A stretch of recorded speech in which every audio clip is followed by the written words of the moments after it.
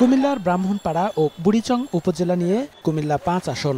ভোটের রাজনীতিতে আওয়ামী লীগের অবস্থান অনেকটা শক্ত। ১৯৯১ সালে নির্বাচিত হন আওয়ামী লীগের আব্দুল মতিন খসরু। ১৯৯৬ সালের ১৫ই ফেব্রুয়ারির বিতর্কিত নির্বাচনে জয় পান বিএনপির মুজিবুর রহমান। একই বছরের ১২ই জুনের নির্বাচনে আসন পুনরুদ্ধার করেন খসরু। এরপর ২০০১ সালে জয়ে ফেরে বিএনপি। সবশেষ দুটি নির্বাচনে আসন দখলে রাখেন আওয়ামী লীগের আব্দুল মতিন খসরু।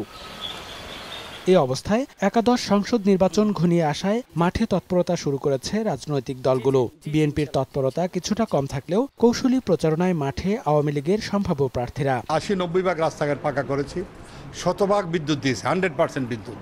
এমন কোনো গণ নাই যেখানে বিদ্যুৎ যায় নাই। আমাদের দলের মধ্যে সৌহার্দ্য আছে, ঐক্য আছে। আমাদের কেন্দ্রীয় বিএনপির ভাইস প্রেসিডেন্ট জনাব শওকত মাহমুদের নেতৃত্বে আমরা আজকে প্রায় ৯ বছর সাংগঠনিকভাবে প্রত্যেকটি ওয়ার্ড থেকে কেন্দ্র কমিটি সহ এবং উপজেলা কমিটি, ইউনিয়ন কমিটি সহ আমরা খুব শক্তিশালীভাবে কাজ করছি। বাংলাদেশ ভারত সীমান্তবর্তী এ সংসদীয় আসনের সাধারণ মানুষও কষছেন ভোটের নানা হিসেব নিকেশ।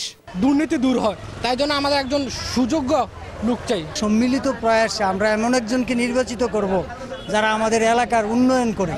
কুমিল্লা ৫ আসনে প্রায় ৩,৬৮,৫০০ ভোটারের মধ্যে নারী ভোটার ১,৮১,৩০০। সময় সংবাদ, কুমিল্লা।